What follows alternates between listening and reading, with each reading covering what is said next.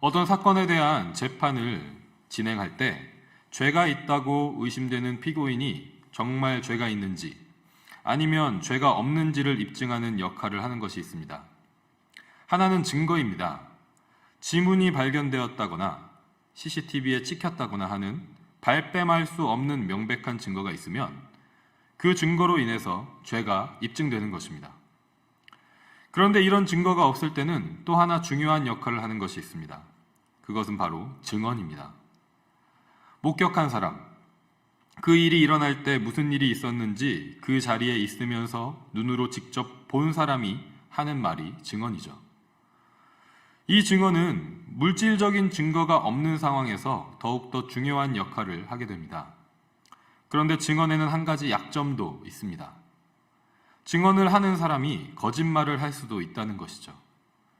재판의 결과에 따라서 자신이 얻을 수 있는 유익이 있다거나 증언을 하는 사람이 피해자 혹은 피의자와 맺고 있는 관계에 따라서 한쪽을 불리하게 하기 위해서 혹은 다른 한쪽을 유리하게 하기 위해서 의도적으로 거짓을 말할 수도 있다는 것입니다. 우리 그리스도인들의 삶에서 이 증언이라는 행동은 매우 중요하고 우리와 아주 밀접한 관계를 맺고 있습니다. 먼저는 이웃들과의 관계에 있어서 그렇습니다. 하나님께서 십계명의 9번째 계명에서 이렇게 말씀하십니다. 네 이웃에 대하여 거짓 증거하지 말라.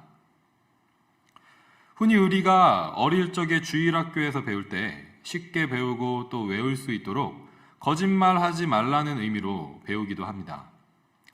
틀린 말은 아니지만 좀 더 명확하게 말하면 이웃이 재판을 받는 상황에 있을 때 거짓말로 증언을 하지 말라는 말씀입니다.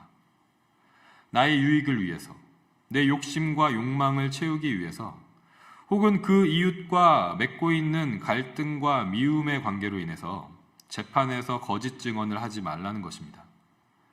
이것이 하나님의 백성을 향한 하나님의 뜻이었습니다. 하나님께서 하나님의 백성들에게 명령하신 가장 기본적인 가르침 중에 하나라는 것입니다.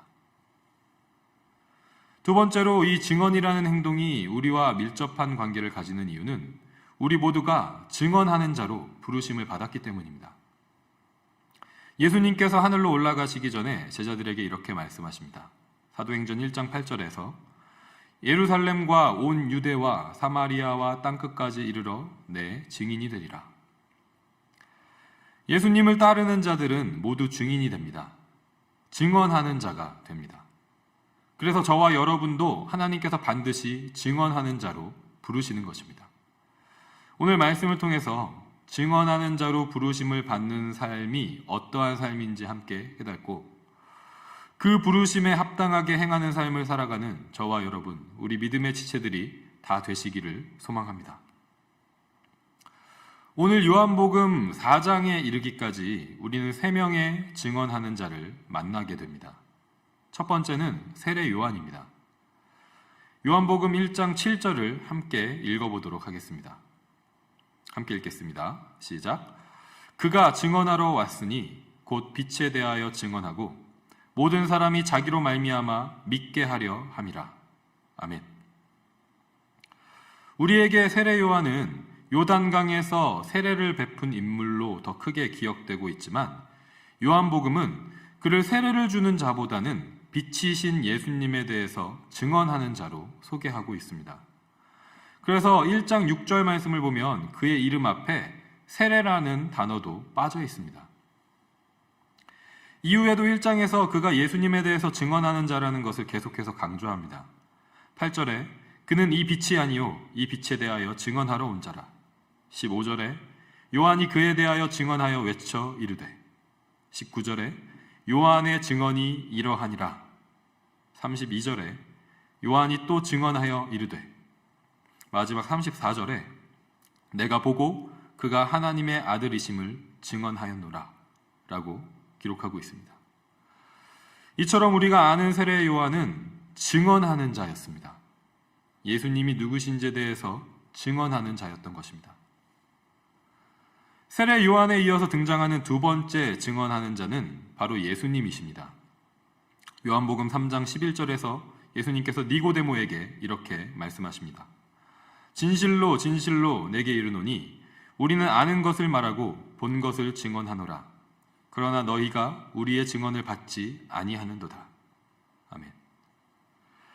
여기서 예수님께서 나는이라고 말씀하시지 않고 우리는이라고 말씀하십니다. 나의 증언이라고 하시지 않고 우리의 증언이라고 하십니다. 이 부분에 대해서 다양한 해석들이 있습니다. 우리라는 표현이 지칭하는 것은 성자 예수님과 성부와 성령, 삼위일체의 하나님이라고 해석하는 견해도 있고, 종교개혁가 마틴 루터의 해석처럼 그리스도의 선지자적 기름 부음을 강조하면서 우리를 예수님과 구약의 선지자들 전체로 이해하는 관점도 있습니다.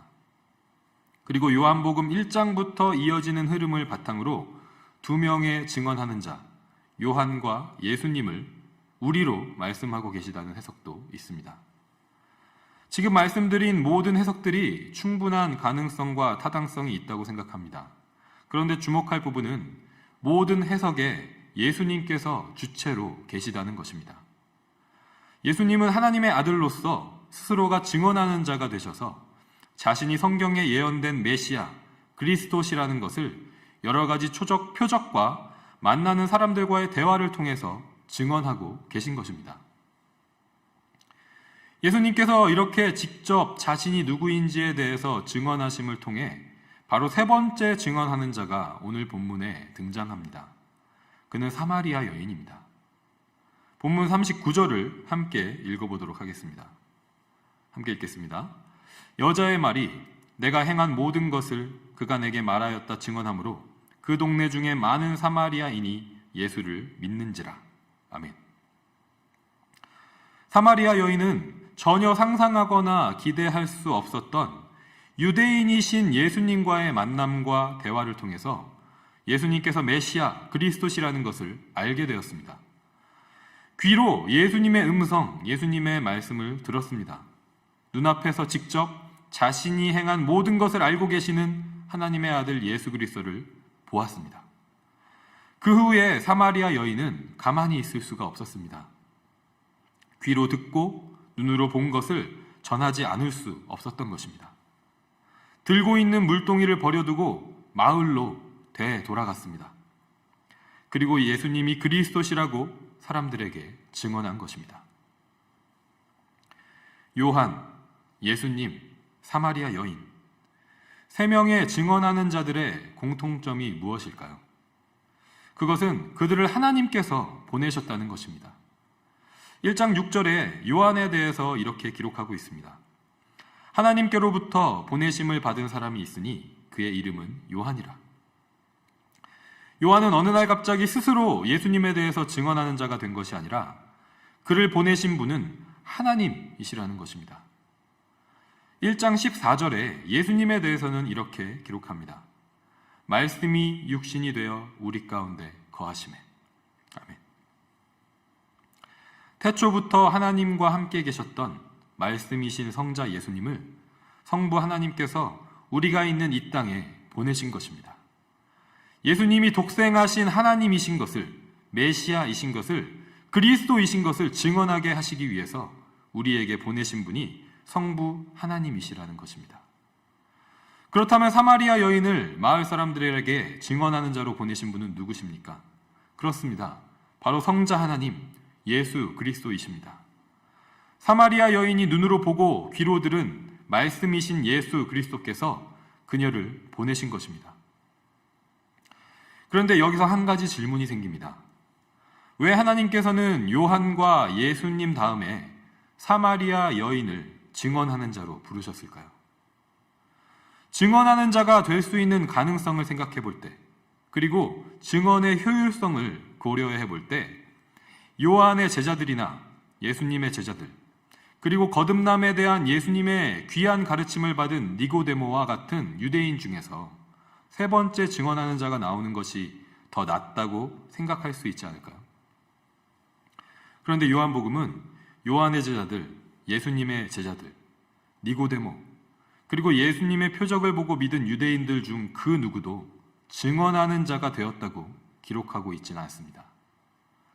심지어 세례 요한은 자신의 제자들에게 이렇게 말했습니다.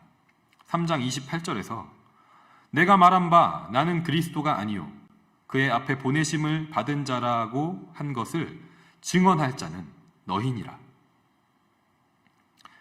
요한은 그리스도가 아니라고, 요한은 예수님에 대해서 증언하라고 보내심을 받은 자라고, 요한이 아니라 예수님이 그리스도시라고 증언할 자들이 요한의 제자들이었지만 그들은 예수님과 예수님의 제자들의 활발한 사역을 오히려 경계하고 시기했습니다.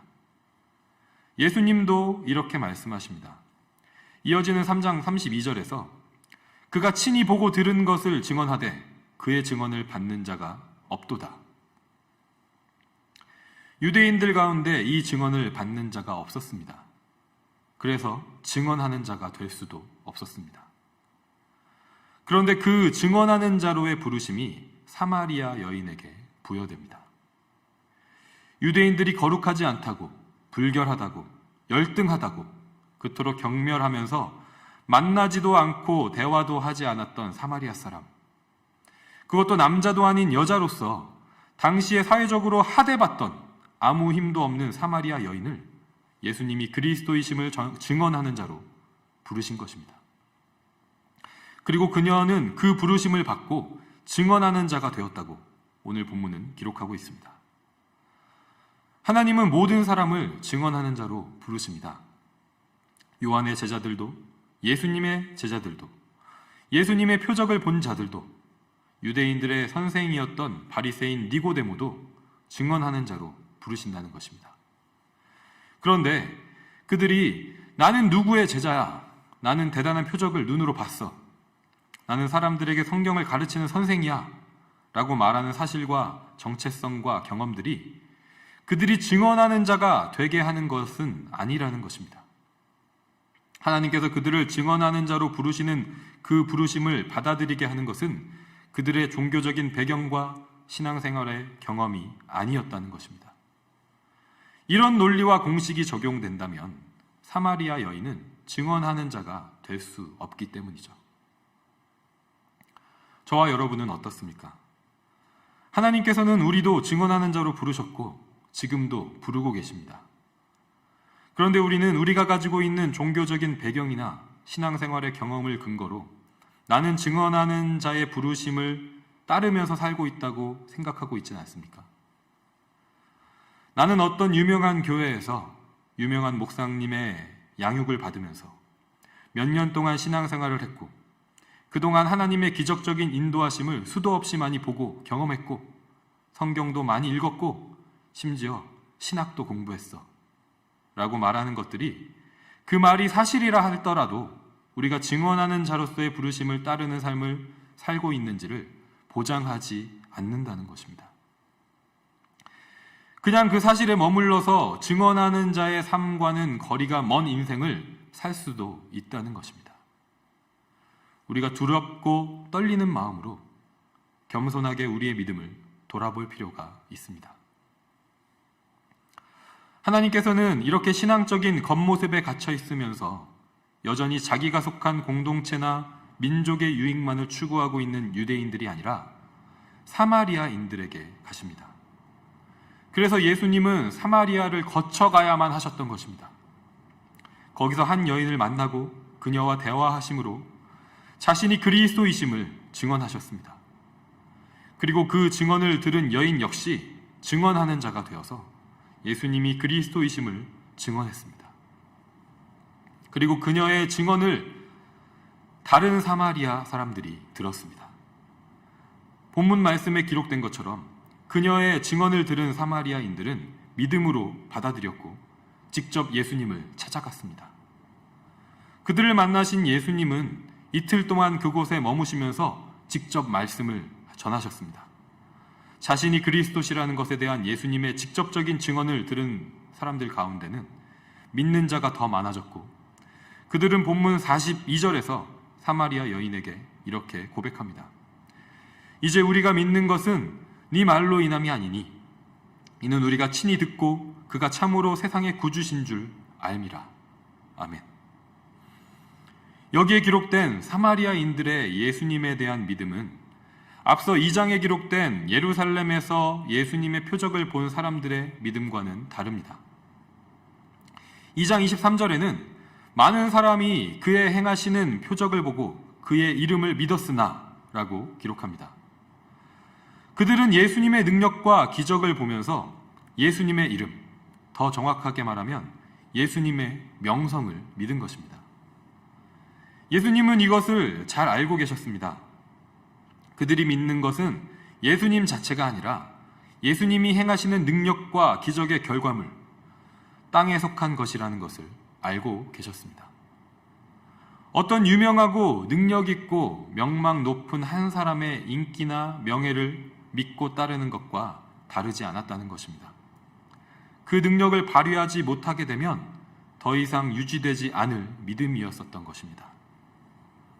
그런데 이들의 믿음과 사마리아인들의 믿음은 달랐습니다. 사마리아인들은 예수님의 표적을 보지 못했습니다. 오직 사마리아 여인의 증언과 예수님의 말씀을 들었을 뿐입니다. 듣고 그들도 예수님을 믿었습니다. 그런데 예수님의 이름, 예수님의 인기, 예수님의 능력, 예수님의 명성을 믿은 것이 아니라 예수님이 참으로 세상의 구주이심을, 메시아이심을, 그리스도이심을 믿은 것입니다. 이것이 증언의 능력인 줄 믿습니다. 표적은 예수님이 하나님이심을 나타내는 도구일 뿐인데 땅에 속한 우리들은 신기한 표적, 우리의 필요와 유익을 채워주는 능력 자체를 예수님보다 더 믿고 의지할 때가 있습니다. 따라서 예수님이 그리스도시라는 증언, 땅에 속한 것이 아니라 위에 속한 것, 하늘에 속한 영원한 것을 주시기 위해서 예수님이 이 땅에 오셨다는 증언이 없는 표적은 우리를 변화시킬 수 없습니다. 오늘 말씀처럼 표적이 없어도 예수님을 구주로 믿을 수 있지만 증언이 없이는 예수님을 구주로 믿을 수 없는 것입니다. 오늘 저와 여러분의 믿음은 표적을 믿는 믿음인지 증언을 믿는 믿음인지 돌아보길 소망합니다. 그리고 또 한 가지 우리가 기억해야 할 것은 증언은 예루살렘과 유대 땅에만 머물러 있지 않았다는 것입니다. 예수님께서 직접 행하신 것처럼 증언은 유대인들이 상종하지 않았던 사마리아 땅에 전해졌습니다. 그리고 땅끝까지 전해져서 지금 우리가 하나님의 자녀, 하나님의 백성이 된 것입니다. 그런데 오늘날의 교회는 다시 그 증언을 예루살렘과 유대 땅에 가두어 두고 있지는 않습니까? 증언을 듣는 대상과 증언을 들음으로써 얻게 되는 은혜를 교회의 멤버들과 교회 공동체 자체만으로 제한하고 있지는 않습니까? 이것은 하나님의 뜻이 아니라는 것을 오늘 말씀을 통해서 우리는 알 수 있습니다. 하나님은 하늘에 속한 것을 땅에 주시기 위해서 말씀이신 예수님을 증언하는 자로 보내셨습니다. 또한 세례 요한을 예수님에 대해서 증언하는 자로 보내셨습니다. 그리고 예수님은 예루살렘과 유대를 넘어서 당시에는 금기시 되었던 사마리아 땅에 가셔서 한 여인을 만나 그녀를 사마리아 사람들에게 증언하는 자로 보내셨습니다. 예수님께서 먼저 나중에 제자들에게 하실 명령을 행하신 것입니다. 예루살렘과 온 유대와 사마리아와 땅끝까지 이르러 내 증인이 되리라. 따라서 우리는 우리의 영적인 유익만을 위해서 교회 안에 머물러 있을 수 없습니다. 왜냐하면 이것은 증언의 본질적인 속성이 아니기 때문입니다. 우리가 받은 영원한 생명의 축복을 교회 안에서만 누릴 수 없는 것입니다. 만약 영원한 생명이 그런 모습으로 누려진다면 그것은 진정한 의미로 그 생명을 누리는 것이 아닙니다.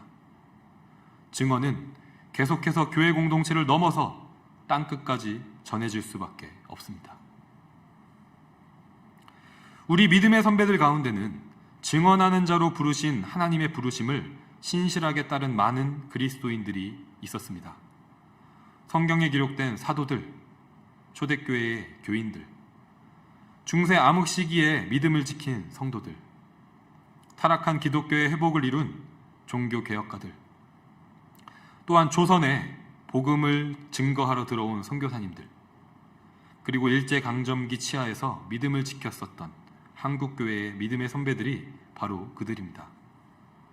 이들은 모두 증언하는 자들이었습니다. 예수님이 구주이심을, 하나님의 아들이심을 증언하는 자들이었습니다. 그런데 이들의 또 다른 공통점이 있습니다. 이들 가운데 많은 분들이 순교자라는 점입니다. 여기서 우리가 주목해야 할 사실이 하나 있습니다. 증언하다라는 뜻의 그리스어는 마르튀리아라는 단어입니다. 말 그대로 처음에는 어떤 사실이나 사건에 대해서 증언한다라는 뜻으로 쓰였습니다. 그런데 초대교회 사도들과 그리스도인들에 의해서 이 단어에는 또 다른 뜻이 더해졌습니다. 바로 순교하다라는 뜻입니다. 그 흔적은 지금 우리가 사용하는 영어에도 남아 있습니다. 영어로 순교자를 마르터라고 하고 순교를 마틸덤이라고 표기합니다. 예수님이 그리스도이심을 증언하는 삶을 살았던 초대교회 그리스도인들은 또한 순교하는 삶을 살았던 것입니다. 요한복음이 처음 기록되고 읽혀질 시기에도 이미 그리스도인들에 대한 박해가 한창일 때였기 때문에 증언한다는 말의 의미는 곧 순교한다는 뜻으로 들려졌을 것입니다. 예수님을 그리스도로 믿고 증언한다는 것은 곧 순교, 죽음을 의미했던 것입니다. 이 모든 것을 알고 있음에도 불구하고 그리스도인들은 증언을 멈추지 않았습니다. 그리스도인 공동체, 교회 안에서만 그 증언의 은혜를 누리지 않았습니다. 영원한 생명을 주는 증언의 능력을 가두지 않았습니다. 증언하는 자는 순교하는 자가 된다는 운명을 두려워하지 않았습니다. 어떻게 그럴 수 있었을까요? 예수님의 죽음과 부활이 있었기 때문입니다. 예수님이 먼저 증언하는 자의 삶을 사셨고 또한 십자가에서 순교하셨습니다. 하지만 그것이 끝이 아님을 다시 살아나심으로 보여주셨습니다. 성경에 약속된 대로 이 땅에 오신 주님이 성경에 약속된 대로 3일 만에 다시 부활하심을 보여주셨습니다. 그리고 하늘로 올라가시면서 아무 약속도 없이 무작정 제자들에게 증언하는 자가 되라고 말씀하시지 않았습니다. 사도행전 1장 8절 전체를 함께 읽어보도록 하겠습니다. 함께 읽겠습니다. 오직 성령이 너희에게 임하시면 너희가 권능을 받고 예루살렘과 온 유대와 사마리아와 땅끝까지 이르러 내 증인이 되리라 하시니라. 아멘. 사랑하는 성도 여러분, 우리가 증언하는 자의 삶을 살 수 있는 능력은 우리에게 있지 않습니다. 우리보다 앞서서 증언하는 자의 삶을 살았던 믿음의 선배들도 그들의 능력으로 살지 않았습니다.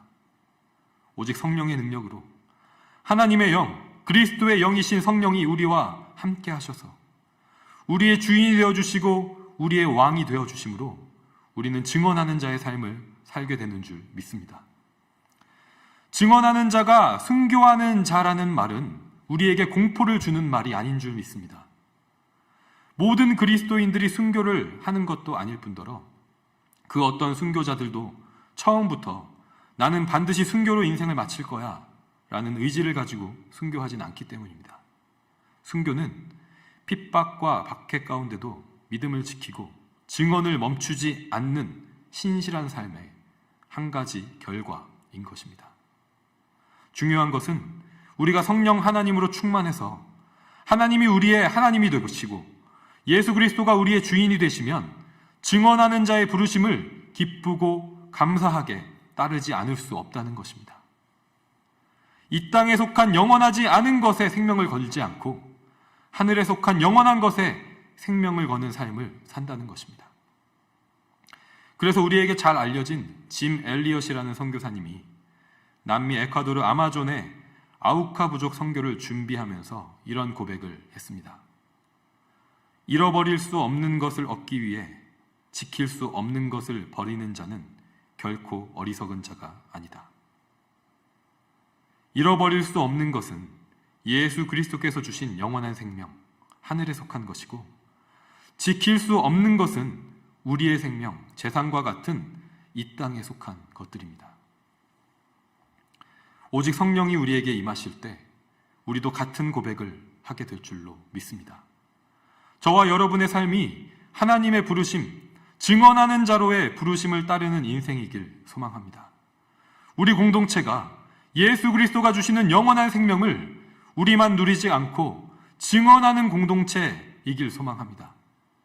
이 땅에 속한 것들, 우리의 힘으로는 결국 지킬 수 없는 것들을 잃어버릴까 봐 두려워하는 것이 아니라 하늘에 속한 것들, 영원한 하나님의 나라를 잃어버릴 수 없다는 간절함으로 맡겨주신 사역과 각자의 삶을 살아내길 소망합니다.